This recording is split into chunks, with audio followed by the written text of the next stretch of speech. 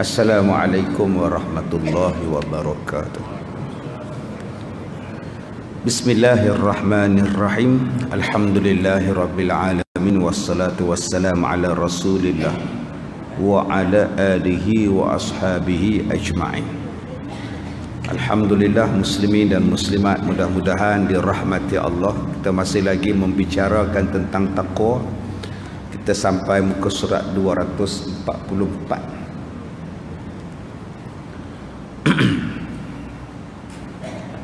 Dengan makna mensucikan hati daripada dosa-dosa, maka inilah dia hakikat di dalam bertakwa.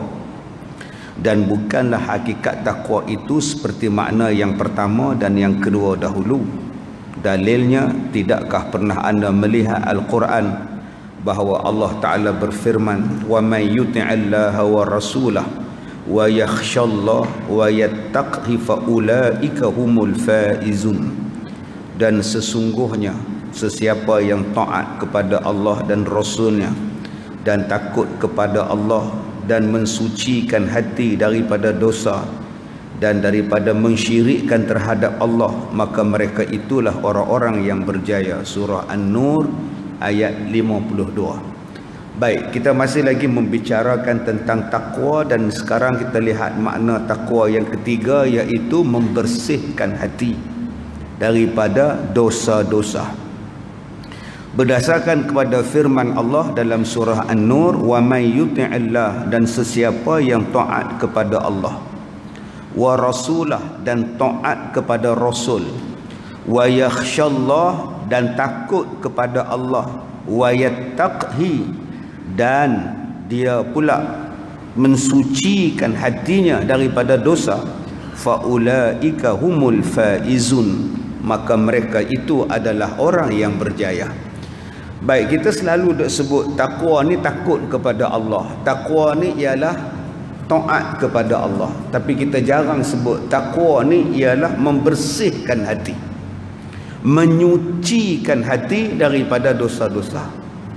Sebab yang kita duk nampak sekarang ialah dosa-dosa yang melibatkan perkara zahir, dosa yang melibatkan perkara zahir, dosa mencuri, dosa ngumpat, dosa berzina, dosa meliwat, dosa mendedahkan aurat, minum arak.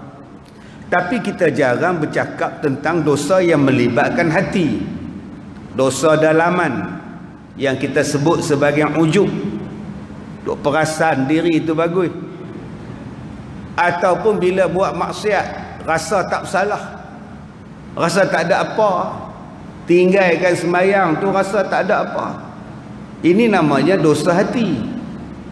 Dosa hati inilah tuan-tuan yang kena belajar tasawuf, yang kena belajar akhlak, yang kena membersihkan hati. Orang sekarang dia tak mau belajar tasawuf, dia pergi belajar hakikat. Belajar hakikat jadi tak tahu, fiqh pun tak lepas, syariat pun tak lepas. Akhirnya jadi apa? Jadi huru-hara semua orang tuan. Orang sekarang dia tak ikut Nabi, dia ikut tok guru tarikat, tok guru hakikat. Allah Ta'ala sebut ikut Nabi. Surah Al-Furqan ayat 27, ayat 28.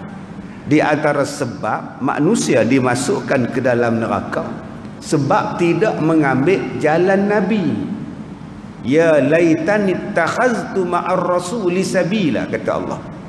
Dalam neraka ni, ahli-ahli neraka ni menyesal sebab masa hidup dalam dunia dulu kami tak ikut jalan Nabi. Kami tak ambil Nabi ni sebagai petunjuk jalan yang betul. Habis tu dalam dunia dulu kamu ikut siapa?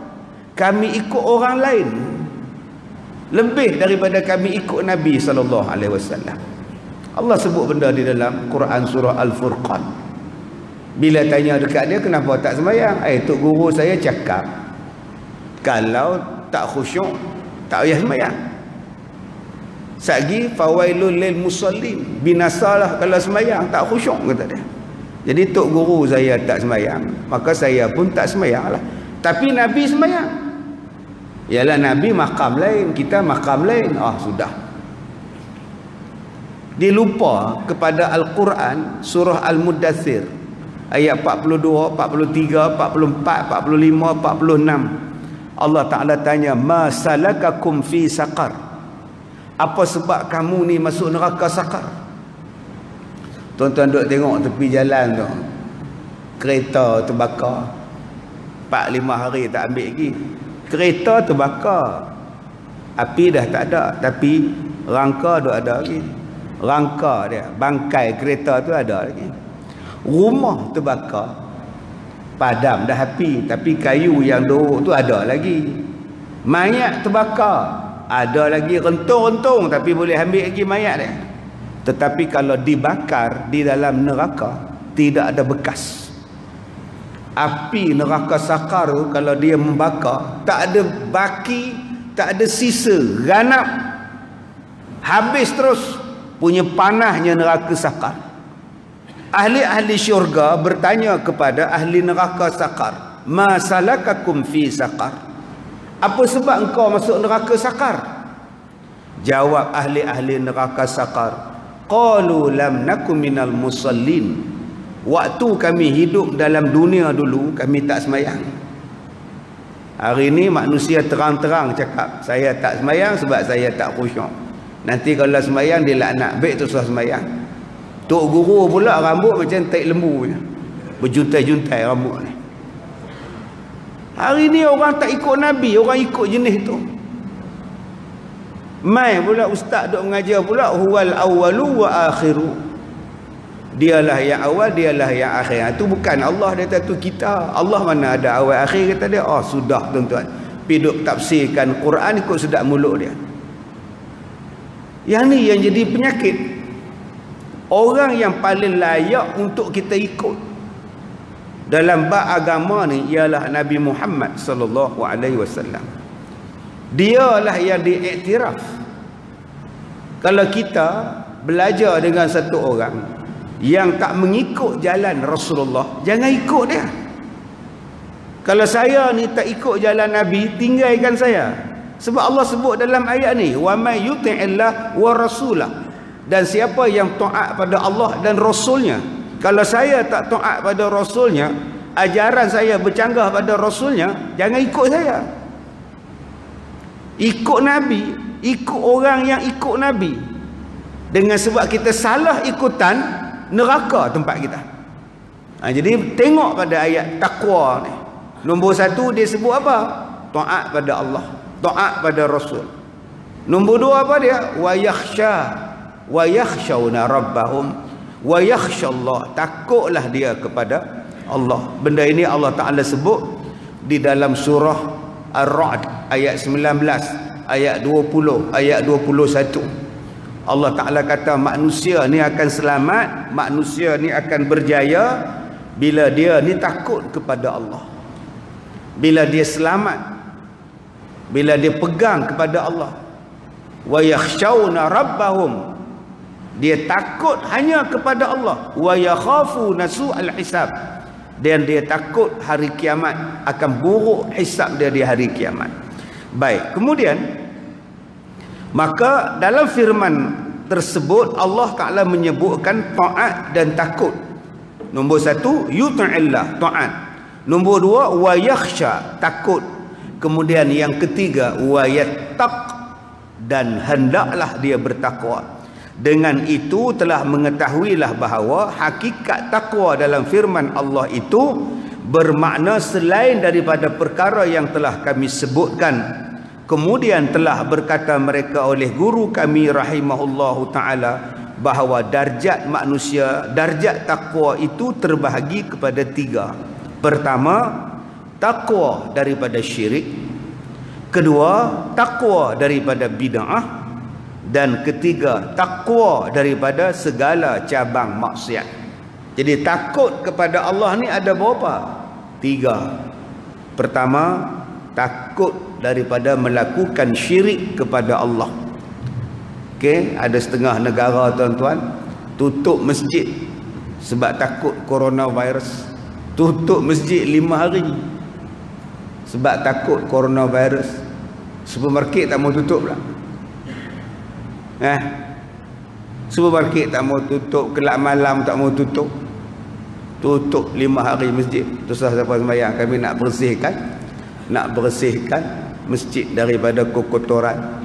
Sebab jemaah masjid ni balik daripada jemaah tabligh kat Pali Jaya kata. Pakat duk kena lah. Nampak tuan-tuan, ada orang yang takut kepada penyakit lebih takut daripada Allah. Allah tak takut, tak sembahyang, relax, tak tutup aurat selama tak pakai topeng, kelang kabut pergi beli, pergi pula cari farmasi ni habis, farmasi ni habis, Guardian habis, Watson habis. Duk susah hati tak ada topeng. Balik rumah dia duduk tengok baju dalam isteri dia. Ni pun boleh pergi potong pakai sebelah. Punya takut. Naik motor duduk kat traffic light baju dalam tak. Punya takut. Allah. Yang Allah tak takut. Berapa kedai dah kamu pergi cari emas? 6 kedai Ustaz. 6 tak ada lah. Hari ni berapa masjid pergi? Hari ni berapa masjid pergi sembahyang? Tak sembahyang kat rumah. Yang emas sanggup 6 farmasi dia cari. Yang masjid sebelah rumah tak sampai. Sekarang kamu takut apa? Kamu perlukan mask atau kamu perlukan Tuhan? Dalam keadaan penyakit macam ni pun masih tak mau doa pada Tuhan. Malah larang pula orang main masjid. Jangan-jangan main masjid kena penyakit. Apa salahnya main masjid sembahyang hajat? Baca Yasin. Orang sekarang letakkan agama di mana? Cuba tuan-tuan tengok. Bila jadi krisis politik, krisis kerajaan, krisis lompat, krisis pintu depan, pintu belakang, tak tahu siapa nak jadi kerajaan. Yang duk panggil interview dalam TV, yang duk panggil interview dalam siaran-siaran, nak bincang apa akan jadi kesan, panggil pakar ekonomi, panggil pakar ni. Ada tak panggil ulama bercakap? Mana ada TV panggil ulama bincang? Apakah solution agama untuk menyelesaikan masalah ni? Minta kepada tuan, minta kepada Tan Sri, Datuk, Mufti tolong cerita Ustaz. Yang panggil pakar ni. Bukankah Allah Ta'ala sebut dalam Quran, Ati'ullaha wa ati'ur rasul wa ulil amri minkum, fa in tanaza'tum fi syai' farudduhu ila Allah wa rasul. Taatlah kamu pada Allah dan Rasul, dan taatlah kamu pada pemerintah kamu. Jika kamu ada pertikaian, maka baliklah kamu kepada Allah dan Rasul. Siapa yang lebih tahu tentang ilmu Allah dan Rasul? Jawapan dia para ulama. Tanyalah refer ulama macam mana nak buat. Ulama inilah yang nasihatkan ahli politik ni.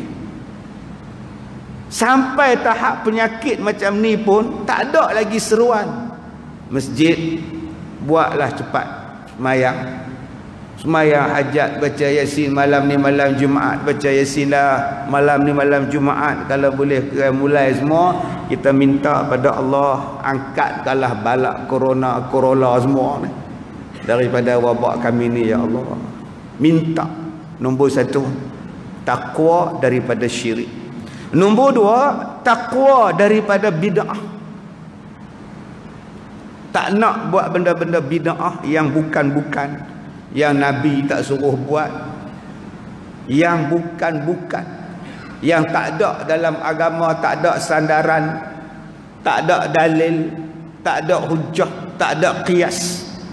Dan yang ketiganya, takwa daripada segala cabang maksiat. Takut daripada duk buat benda-benda yang maksiat kepada Allah. Maka ini 3 tingkatan takwa. Dan sesungguhnya Allah Ta'ala menyebutkan darjat-darjat takwa ini terhimpun dalam satu ayat surah Al-Ma'idah ayat 93. Laisa 'alal ladzina amanu wa 'amilus solihati junahun fima ta'imu idza mattaqaw wa amanu wa 'amilus solihat thumma taqaw wa amanu thumma taqaw wa ahsanu. Tidak ada dosa kepada orang yang beriman dan mengerjakan amal-amal soleh pada apa yang telah mereka makan dahulu apabila mereka bertakwa dan beriman, serta mengerjakan amalan-amalan soleh kemudian mereka tetap bertakwa dan beriman, kemudian mereka tetap bertakwa dan berbuat kebajikan. Laisa 'alal ladzina amanu wa 'amilus solihat junahun fima ta'imu idza mattaqaw wa amanu. Tak berdosa pada orang-orang yang beriman dan beramal soleh. Waktu dulu-dulu ni, zaman jahiliah dulu ni, duk makan segala mak nikah. Waktu belum Islam dulu ni, jumpa macam-macam makan. Sekarang dah masuk Islam, sekarang dah bertukar daripada zaman kafir, zaman jahiliah, jadi orang beriman, jadi orang beramal soleh. Yang lepas-lepas tu lepas. Dulu dia kafir, baru 2 minggu masuk Islam, main duk sembahyang masjid kita. Kita tanya dia, dulu makan apa? Dulu ada makan babi ke apa ke? Ada lah kita. Babi, bewok makan. Sekarang dah Islam, saya tak makan dah. Jadi darah kamu ada babi. Habis itu nak buat macam mana? Kamu nampak tanah buat apa? Sama, pergi telan tanah. Tuan-tuan pergi jentik telinga orang. Hak lepas tu lepas. Tak ada Ustaz, dia dulu dia duk makan benda haram. Lah ni dia jadi darah daging Ustaz. Habis tu habis lah. Tuan-tuan masuk hospital, accident, tangan luka ni, badan luka, doktor masukkan darah sebab kita banyak bleeding. Tanya nurse ni darah siapa ni? Tak tahu encik. Cik tanya doktor. Doktor datang pula, ni yang masuk dalam badan saya ni darah siapa? Islam ke kafir ke? Tak usah tanyalah. Tu bukannya babi lagi dah, tu darah. Tuan-tuan duk tanya apa? Ataupun orang yang bertaubat. Dulu dia jahat, sekarang dah taubat dah. Taubat habis dah, tak mau dah. Yang lepas-lepas tu lepas. Laisa 'alal ladzina amanu wa 'amilus solihat. Habis. Tetapi jangan pula tuan-tuan pegang ayat ni pula. Nampak? Kita ni kalau beriman, kalau kita beramal soleh, kita makan apa pun tak apa. Laisa 'alal ladzi, dia kata tak berdosa. Tuan-tuan pergi mengaji dengan puak-puak tu, dia kata nampak, tuan-tuan makan apa pun tak apa, tak berdosa, dengan syarat kita beriman, kita beramal soleh. Oh sudah tuan-tuan. Ayat ni kata kalau kamu dah taubat, kalau kamu dah baik, hak lepas-lepas tu lepas lah. Sebab tu kalau kita jumpa orang yang dah bertaubat, jangan duk ungkit lagi cerita hak lama-lama. Sekarang dah taubat, jangan duk ungkit lagi. Ingatlah dulu kamu tikam nombor, ingatlah dulu kamu duk makan bewok. Dia dah taubat, tutup buku. Baik, kata Allah, tidak ada dosa atas orang yang beriman dan mengerjakan amal-amal soleh pada apa yang telah mereka makan dahulu apabila mereka bertakwa dan beriman, serta mengerjakan amal soleh kemudian mereka tetap bertakwa dan beriman, kemudian mereka tetap bertakwa dan berbuat kebajikan. Ada 3 kali Allah Ta'ala ulang. Iza mattaqaw wa amanu wa amilus solihat thumma taqaw wa amanu thumma taqaw wa ahsanu. 3 kali takwa Allah Ta'ala ulang dalam ini. Pertama, mattaqaw wa amanu, bertakwa dan beriman. Kemudian kata Allah, wattaqaw, wattaqaw wa amanu wa amilus solihat, bertakwa dan beramal saleh. Dan ketiganya, wattaqaw wa ahsanu. 3 jenis takwa. Pertama, takwa beriman kepada Allah. Kedua, bertakwa dengan melakukan amal soleh. Ketiga, bertakwa dengan berbuat kebajikan. Kalau tuan-tuan tanya pada saya, Ustaz, macam mana nak taubat? Itulah taubat. Sebab tu orang taubat ni Allah hapus dosa hak lepas. 3 syarat. Pertama, bertakwa dan beriman kepada Allah. Orang yang bertaubat, dia takut, dia beriman pada Allah, dia tak buat benda syirik. Dia tak buat benda syirik. Kamu dah tak tikam nombor ekor ke bidin? Taubatlah. Taubat. Kamu taubat betul-betul ke taubat sebab tikam tak pernah kena? Dua-dua. Nampak tak? Belum lagi. Dia taubat sebab dia tak kena nombor ekor, dia pun malas tikam. Tapi kalau ada nombor cantik boleh lah. Maknanya belum taubat lagi. Taubat maknanya tak tikam tu kerana Allah. Satu, tengok-tengok dekat tangan dia ni ada gelang. Sini pun ada gelang. Kamu tak tikam nombor tu, bagus bidin, bagus, alhamdulillah. Dah taubat tu bagus dah. Ni gelang apa ni bidin? Ini tak ada apa, biasalah. Yalah, pelik sangat aku tengok gelang kamu tu. Actually, sudah tuan-tuan. Actually pula lah. Dulu aku ni sakit. Aku berubat dengan satu orang bomo. Dia kata kalau nak halang penyakit tu datang, aku kena pakai gelang. Sebab tu aku pakai gelang ni supaya orang tidak boleh santar aku. Itu nama dia syirik. Kalau kamu taubat, kamu buang gelang ni. Ni belah kanan ni apa pula? Ni tak ada apa. Ni waktu Samsing dulu. Kalau aku pakai gelang ni, menundukkan musuh. Kamu dah taubat dah sekarang. Dah. Habis tu kenapa tak buang gelang ni? Kamu bergantung pada gelang. Biar buang sekarang. Kalau betul taubat, tak ada benda syirik yang kita buat. Tu nombor satu, taubat. Nombor dua, taubat. Dia kata apa? Wattaqaw wa amilus salihat. Bertakwa dan melakukan amal soleh. Kamu dah tak tikam lagi nombor ekor bidin. Saya taubat. Subuh sembahyang. Tengok. Puasa. Tengok. Zakat bayar. Mana ada. Belum bertaubat. Sebab tak melakukan amal soleh. Kalau kita kata kita bertaubat tapi tak melakukan amal soleh, belum bertaubat. Ketiga, apa dia taubat? Wattaqau wa ahsanu. Bertakwa dan berbuat baik. Dia taubatlah tapi tak pernah tolong orang. Jiran sebelah tak pernah tegur, orang miskin tak pernah tolong, orang susah tak pernah bantu. Bulan Ramadan ni dah 4 kali dah dia taubat. 4 kali dah Ramadan dia taubat. Tak pernah pun sponsor orang buka puasa. Yang dia tahu cilok lauk balik rumah. Orang semayang maghrib dia buat bungkih balik lauk. Yang tu dia tahu. Belum bertaubat kerana kedekut. Ustaz, kedekut ni salah kan? Salah. Dalil surah Al-Mudaththir. Surah Al-Mudaththir. Kenapa kau masuk neraka? Waktu aku hidup dalam dunia dulu, aku tak pernah bagi makan orang miskin. Dia jawab, aku tak pernah bagi makan orang miskin.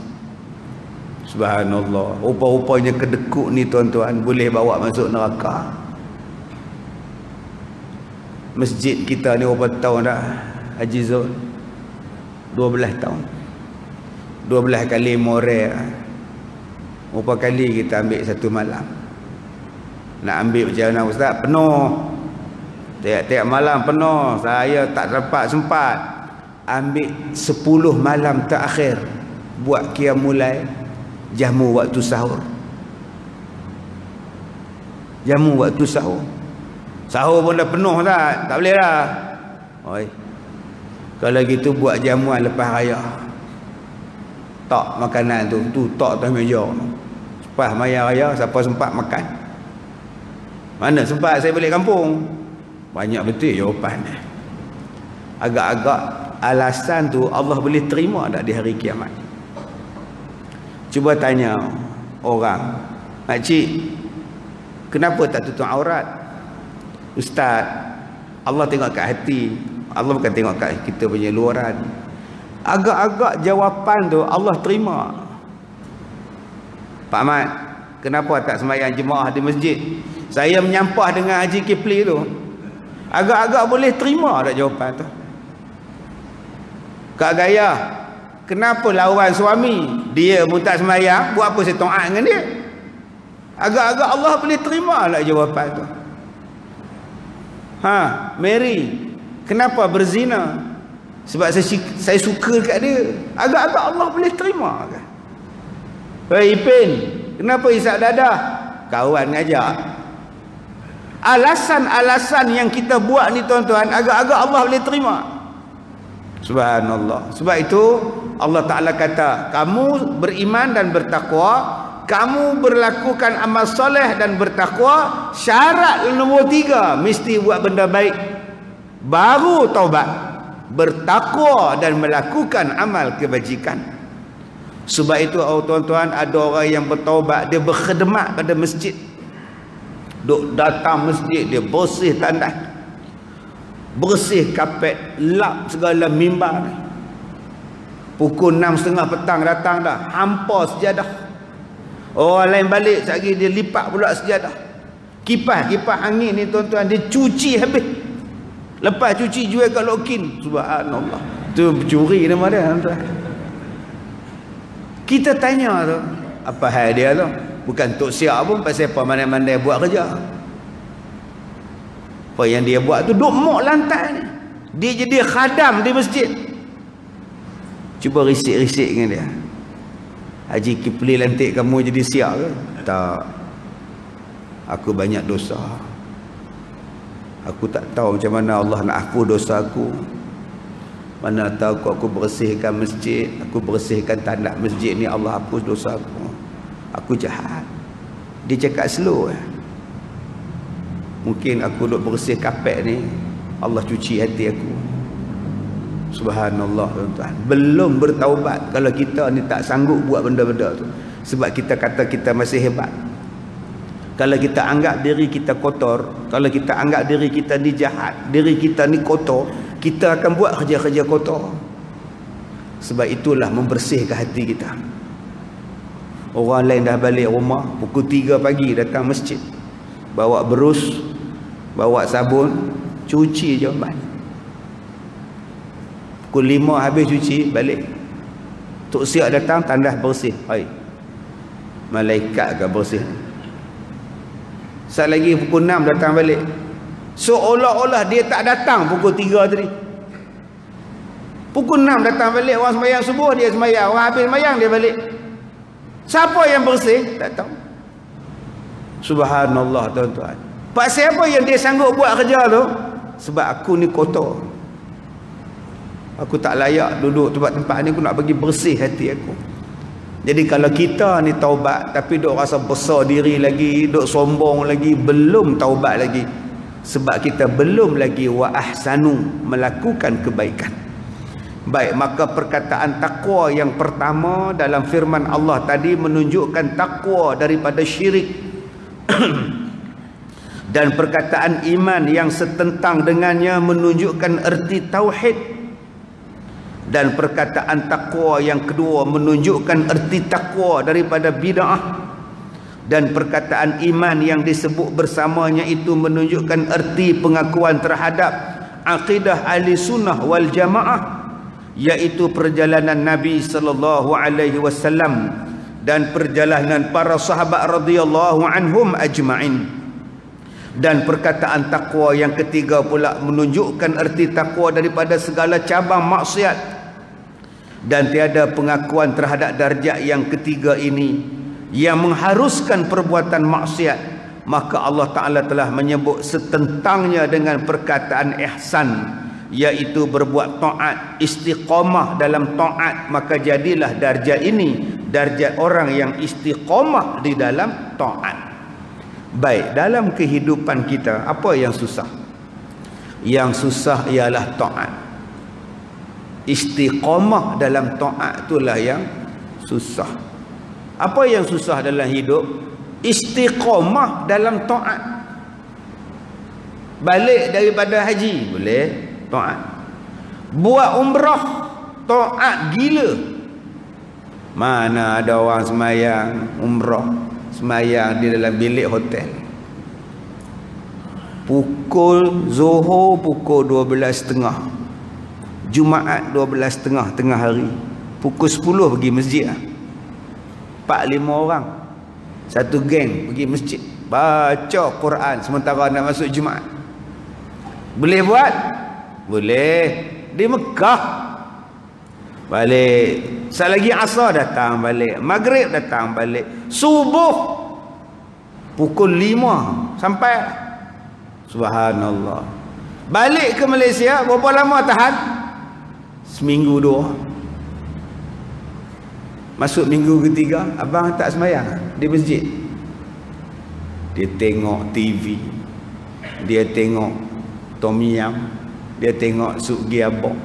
Dia tengok handphone. Dia tak boleh nak istiqamah. Ni makcik-makcik balik umrah ni, tudung labuh. Beli kat Madinah, tudung hitam, hak melik-melik. Labuh pergi ke punggung. Celak ni pergi hitam mata. Nak buka mata pun tak larat. Berat ke celak. Masuk 2 minggu lepas balik umrah, sidai kain berkembang saja. Mana tudung hak hari tu, hak labuh merelik-relik tu pergi mana? Tak tahu pergi mana tu. Yang susah pada kita ni tuan-tuan, istiqamah. Mula-mula kita boleh buat. Balik daripada kuliah, balik daripada ni, baca ustaz kata sebelum tidur sembahyang witir, sebelum tidur bacalah semuka 2 Quran. 2 minggu boleh tahan. Masuk minggu ketiga, yang ni lah yang jadi masalah pada kita tuan-tuan, istiqamah. Kalaulah boleh kita istiqamah. Cuba tuan-tuan tengok orang istiqamah. Kalau dia tak ada, tuan-tuan akan teringat pada dia. Sebab dia istiqamah. Kalau Haji Kipli mati, minta maaf lah Haji Kipli, apa yang tuan-tuan akan ingat pada dia? Dia akan menyandar pada mimbar. Dia tak ada ya, tuan-tuan akan tengok, situlah tempat dia duduk. Allah, aku tak boleh tengok mimbar. Sebab asal kuliah maghrib nyanda, asal maghrib nyanda, asal menyanda maghrib. Istiqamah tuan. Cuba tuan-tuan tengok pada tiang ni. Sampai orang lain tak boleh duduk kat tiang tu. Haji Dola aja menyanda. Maghrib ke Jumaat ke subuh ke apa ke, dia nyanda tiang tu. Sampai dia mati, orang akan tak berani duduk tiang tu. Haji Dola tiang tu lah dia duduk kata mati oh. Seorang pun tak berani tuan-tuan. Tu nama dia istiqamah. Orang yang istiqamah ni tuan-tuan, dia mati ya, tuan-tuan akan teringat dia. Kita akan teringat pasal dia akan buat amalan yang sama tiap-tiap hari. Tiap-tiap hari. Dan selepas dia mati, tuan-tuan akan tengok akan ada orang lain yang cuba buat. Akan ada orang lain yang cuba sambung apa yang dia buat, istiqamah dia. Subhanallah. Ni cabaran kita tuan-tuan. Cabaran apa? Istaqim. Tetap hati kita. Tetap pendirian kita. Dan cabaran untuk nak jadi istiqamah ni tuan-tuan, cabaran cukup hebat. Ni Abang Haji depan kita ni. Tiap-tiap mana ustaz datang, muncullah tempat dia, duduk depan Abang Haji kita ni. Ada tak cabaran pada dia? Ada. Ada. Nombor 1 Perli. Bila imam tak ada, orang tolak dia.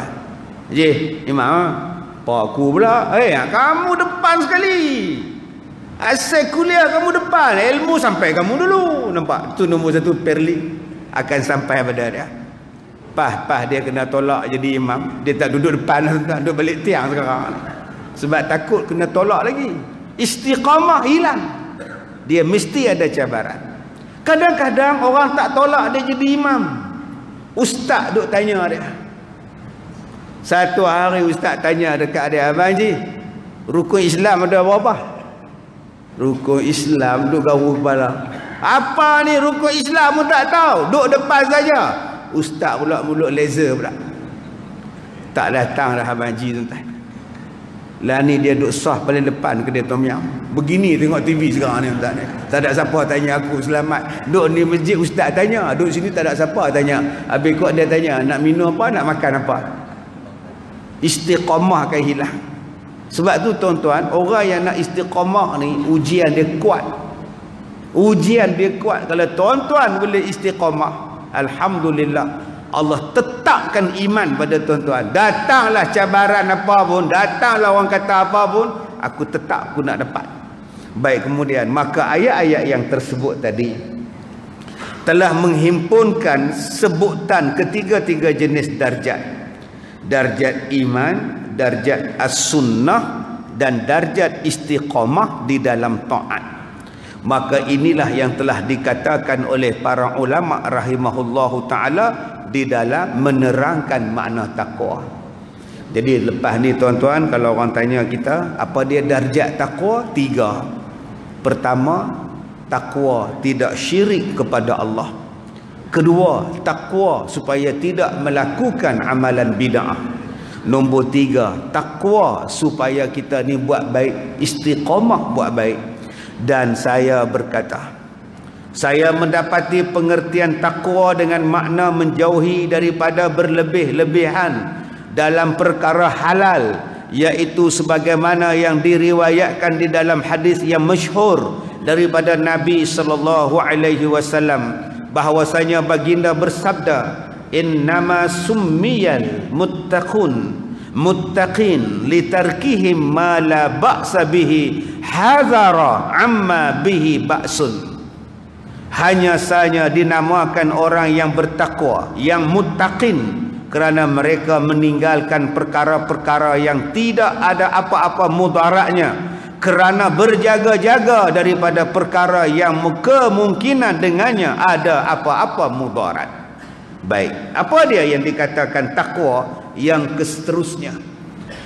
Takwa yang seterusnya ialah berlebih-lebihan di dalam benda yang halal. Tuan-tuan kenal Abu Hurairah? Abu Hurairah radhiyallahu anhu sahabat Nabi yang masyhur, orang alim. Lepas Nabi wafat, orang lantik dia sebagai jadi macam orang governor lebih kurang. Jadi governor lah, bukan wakil lah. Sayyidina Umar ni lantik dia jadi wakil dia lah, orang besar lah, orang sahabat Nabi, orang alim. Tiba-tiba tuan-tuan, dia ni orang susah, orang miskin. Sayyidina Umar satu hari orang report dia pakai jubah lawa, jubah kain cotton, si Abu Hurairah ni. Sampai laporan pada Umar Al-Khattab. Umar panggil dia, gaji berapa, makan minum berapa, harga baju ni berapa, boleh beritahu tak baju ni duit ambil pada mana? Susah pula. Bila Umar tanya, dia cerita ni, rupa-rupanya tuan-tuan, duit yang dia balik jubah kain cotton tu adalah duit daripada untung dia jual kayu api. Bayangkan yang berhormat, jual kayu api, untung dia beli baju. Orang report dekat BPR, SPRM. Bayangkan, lepas Sayyidina Umar mati dibunuh, naik Usman nak lantik dia sambung kontrak. Dia kata tak mau, aku tak mau dah jadi wakil-wakil, aku tak mau dah. Pasal apa? Hari tu aku kena tanya dengan Umar Al-Khattab, baju sehelai aku ni pun aku tak tidur malam dah. Baru Umar tanya, belum Allah tanya, aku tak mau. Habis tu, biarlah aku cari jalan masuk syurga dengan jalan lain. Jalan apa? Jalan mengajar orang, jalan membacakan hadis pada orang. Bila dia mengajar tuan-tuan, ramailah tabi'in semua datang mengaji dengan dia. Sahabat Nabi ni menghafaz hadis beribu-ribu hadis. Bila dia mengajar, orang seronok dia mengajar. Tuan, malam besok sambung lagi. Tuan, besok sambung lagi. Tuan, besok sambung lagi. Kata dia, cukuplah selang-selang, jangan duk buat kerap sangat lagi, hampa jemu. Nampak? Ni dia lah Nabi sebut halal tak mengajar, halal, tapi selang-selang. Sagi ikut hampa tak larat, hampa jemu pula. Sebab tu tuan-tuan, saya ni sebulan sekali sudah. Jangan tiap-tiap malam tuan-tuan jemu tu. Malam lain ustaz lain pula, malam lain ustaz lain pula. Jangan direct Ustaz Kazim semua. Betul boleh, tapi nanti jadi jemu pada orang. Boleh faham? Serupalah kita jadi imam ni. Boleh imam tu tiap-tiap waktu dia pun boleh. Gile-gile lah. Sekejap Imam Zul, sekejap Imam Dolah, sekejap Imam Suhaimi, sekejap Imam Mahdi. Tak apalah apa-apa. Jangan Imam Suhaimi duk kongka daripada maghrib sampai ke maghrib. Dia seorang setahun. Orang akan kata tak ada orang lain kan. Nampak tak tuan-tuan? Pandainya Abu Hurairah ni dia ambil daripada hadis ni. Dia kata yang sahnya dinamakan orang yang bertakwa itu muttaqin kerana mereka meninggalkan perkara yang tidak ada apa-apa mudaratnya, kerana berjaga-jaga takut datang pula mudarat yang lain. Jangan duk kongka tiap-tiap minggu baca khutbah 4 minggu dia je baca. Boleh sekali bagilah orang lain. Nampak tak? Sekali bagi orang lain pula. Boleh hang jadi apa pun tak apa, tapi berhentilah bagi orang lain pula. Lu buka hang yang mana faham, tak faham sudah. Dah orang tak mau, janganlah tunjuk perasaan pula. Faham Haji Bidullah? Mana faham, tak faham sudah. Baik. Maka kerana itu saya suka menghimpunkan di antara apa yang telah dikatakan oleh para ulama kami rahimahullah, dan di antara apa yang datang dalam hadis Nabi sallallahu alaihi wasallam, agar dia menjadi ta'rif yang lengkap dan makna yang cukup sempurna dalam semua benda halal. Termasuklah jadi ketua ke pemimpin ke. Sebab tu di negara-negara lain tuan-tuan, nak jadi pemimpin ni sekejap. Yang duk kekal, duk pegang kuasa lama-lama ni belah mana? Selagi tak mati, selagi itulah YB dia. Cukup 2 penggai sudah bagi orang lain pula. Cukup 2 kali sudah bagi orang lain pula. No, Amerika buat, Jepun buat. Hak kita ni berpuluh-puluh tahun. Daripada tak menikah sampai beranak, dia lagi lah, subhanallah. Supaya mengelakkan mudarat. Dengan sebab kamu terlalu lama, kamu boleh buat macam-macam benda nanti. Kalau kita baca hadis ni tuan-tuan, dia bukan setakat nak cerita dalam bab ibadat-ibadat yang tertentu saja. Semua benda. Memang benda tu halal, tapi kalau kamu buat terlalu banyak, sampai langsung tak erti nak stop, dikhawatiri datang pula mudarat yang lain pula. Baik, makan. Boleh makan buah. Halal tak buah? Halal. Terlalu banyak makan buah jadi apa? Boleh tak makan akar kayu? Halal. Terlalu banyak makan akar kayu jadi apa? Boleh tak mandi malam? Boleh. Terlalu banyak mandi malam jadi apa? Tu cek. Sebab tu nak makan buah boleh. Sehari sebiji apple. Ni dah 4 kilo. 4 kilo. Halal Ustaz oi. Pulang kat. Tiap-tiap hari makan daging. Pagi-pagi burger daging. Tengah hari kari daging. Petang sat lagi steak pula dah. Malam sat lagi sup daging. Tengah malam pula daging bakar pula. Tunggu setahun apa jadi? Bau lembu sebelah dia. Ni lembu ke orang? Sebab tu tuan-tuan, Nabi pesan orang yang bertakwa walaupun benda tu halal, had-hadkan dia. Seminggu berapa kali makan daging, seminggu berapa kali makan ayam. Hadkan supaya badan kita ni jadi stabil, jadi elok, tak jadi mudarat. Kamu nak mandi malam pasal apa? Saya tak boleh tidur. Kalau saya tak mandi malam, saya jadi badan berlengah, jadi panas hangat. Lepas mandi lena tidur. kamu buat. Tunggu nanti apa jadi pada dada kamu. Sebab tu cari jalan macam mana kita nak buat sesuatu yang halal tapi pertengahan, wasata, pertengahan, sederhana. Maka kerana itu saya suka menghimpunkan di antara apa yang telah dikatakan oleh para ulama dan di antara apa yang datang dalam hadis Nabi sallallahu alaihi wasallam agar dia menjadi takrif yang lengkap dan makna yang cukup sempurna. Maka saya berkata, takwa itu ialah menjauhkan segala apa yang anda takuti daripadanya akan memberi mudarat kepada agama anda.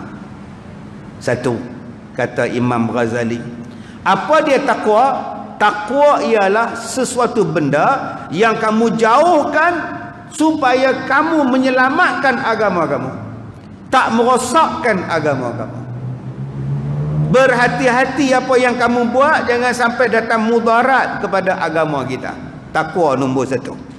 Tidakkah anda lihat bahawasanya dikatakan kepada seorang yang sakit supaya berpantang apabila dia memelihara dirinya, apabila dia telah menjauhi sesuatu yang akan memudaratkan pada badannya, sama ada makanan atau minuman atau buah-buahan atau lain-lainnya.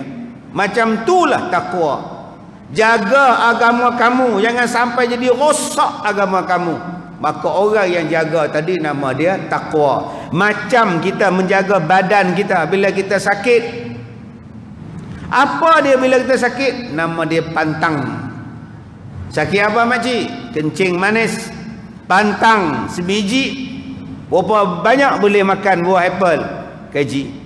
Nak sehari nak makan, sehari nak makan buah pelam berapa banyak? Durian berapa ulah? Ya tak ya pun dah kena dah ustaz. Tak makan pun kena, makan pun kena. Rezeki depan mata ustaz. Makanlah durian. 2 hari makan tak ada mata dah. Duk sebut rezeki depan mata. Lepas 2 hari makan durian mata tak ada. Bukankah pantang disuruh? Macam itulah tuan-tuan, jaga agama tubuh kita ni. Jangan rosakkan agama kita. Jangan buat satu benda yang boleh rosakkan agama pada diri kita. Sebab hari ni ada orang terang-terang duk mencacah tatu. Lukis tatu sini, lukis tatu sini, lukis sini. Tunjuk dalam Facebook pula. Kamu tak nak jaga.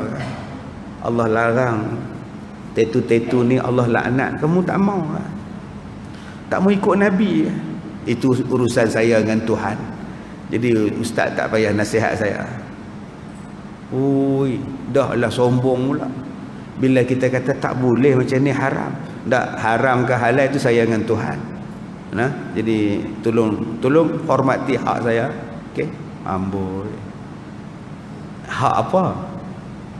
Hak apa? Tak, ni yang tetu ni badan saya, bukan badan ustaz. Ya ustaz bising buat saya apa? Tak, tadi hang kata hak kamu. Hak kamu tu apa? Tubuh kamu ni bukan hak kamu. Tubuh kita ni hak Allah. Allah kata jangan rosakkan tubuh kamu dengan tetu. Hak Allah ni. Semua benda ni hak Allah ni. Kuku ni pun Tuhan punya. Potonglah cara mana yang Nabi suruh potong. Yang biduk tara-tara, biduk lukis pula atas dia tu siapa? Gigi ni pun hak Allah. Basuh elok-elok, gosok elok-elok, jangan duk kikih gigi ni nak bagi cantik, tak payah. Melainkan kalau tak buat nanti jadi susah. Gigi ni nama Halimah ke depan. Jongang nama dia. Maka dengan sebab gigi dia macam tu, dia rasa malu nak keluar orang duk ejek dia. Bolehlah dia tarik gigi tu ke belakang balik, tak apa, harus.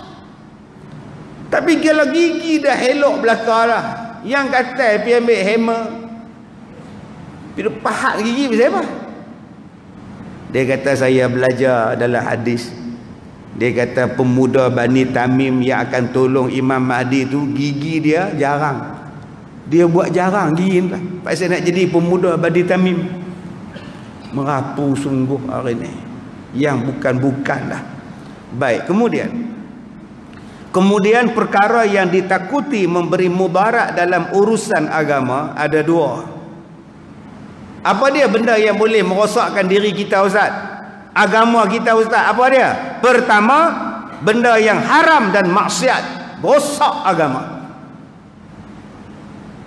Sekali berzina ni tuan-tuan, menghapuskan amalan kita 60 tahun. Pahala 60 tahun hilang. Bayangkan. Umur 20, hutang 40 tahun. Bayangkan, rosak agama kita.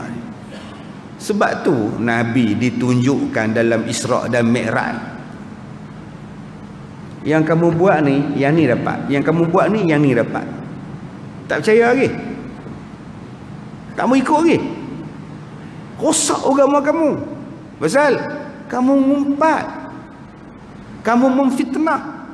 Di hari kiamat digunting lidah. Satu hal lagi, pahala yang kamu buat bagi ke orang. Rosak kamu. Di hari kiamat kamu orang muflis.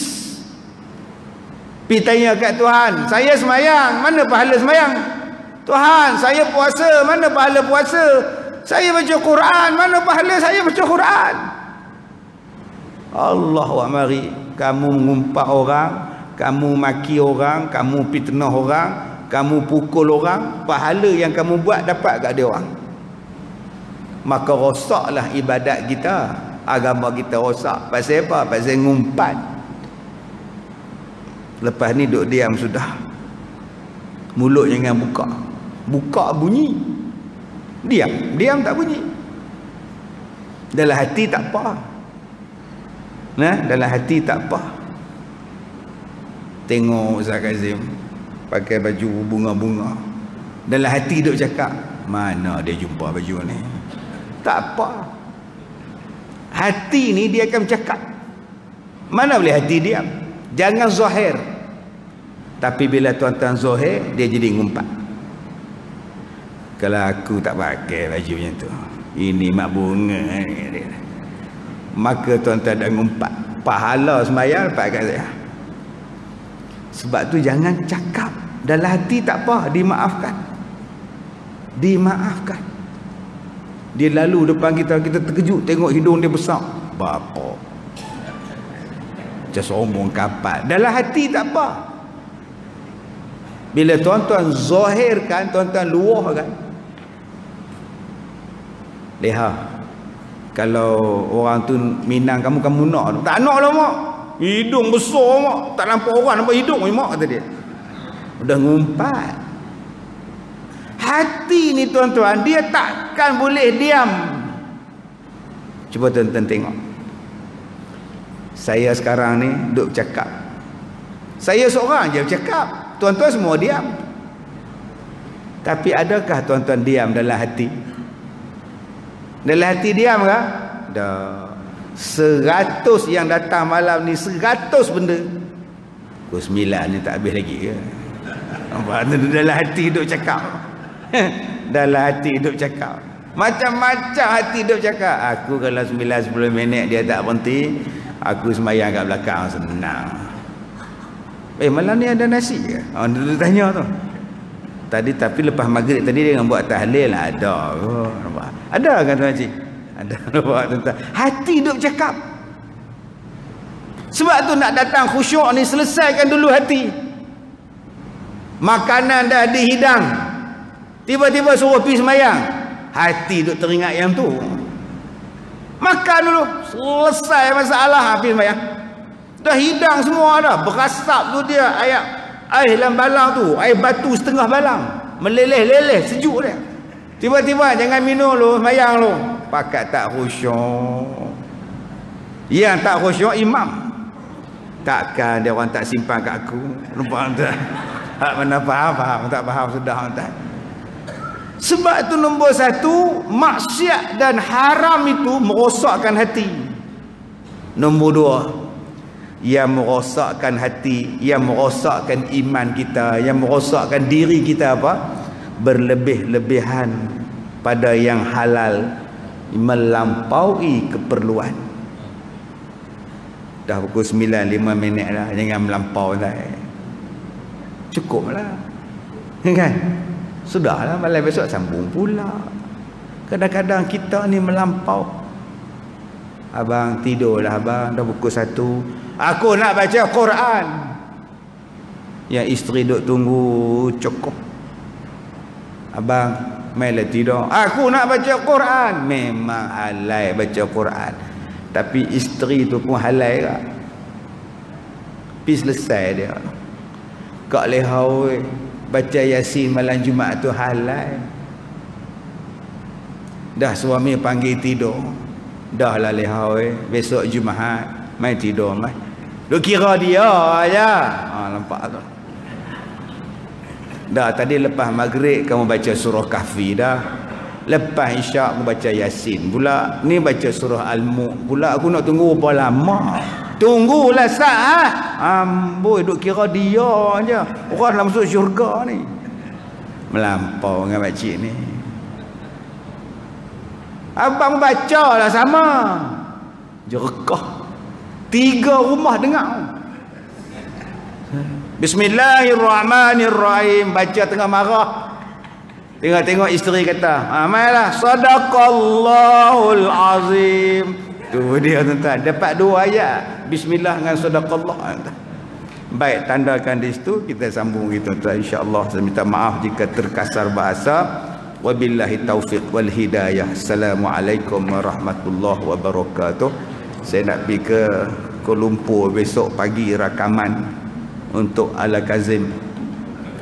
Jadi saya cadang nak buat rakaman tu di sini untuk siaran baru saya. Al-Kazim ni nak buat di sini, cadangan saya lah. Tapi masalah corona ni semua tak boleh buat rakaman di luar. Semua buat rakaman dalam studio saja. Jadi insya-Allah lah. Kalau dah tak ada nanti coronavirus ni, larangan tu dah buka balik, insya-Allah saya cadang nak buat rancangan baru saya di sini. Nama rancangan tu Al-Kazim tuan-tuan, insya-Allah. Wallahu a'lam.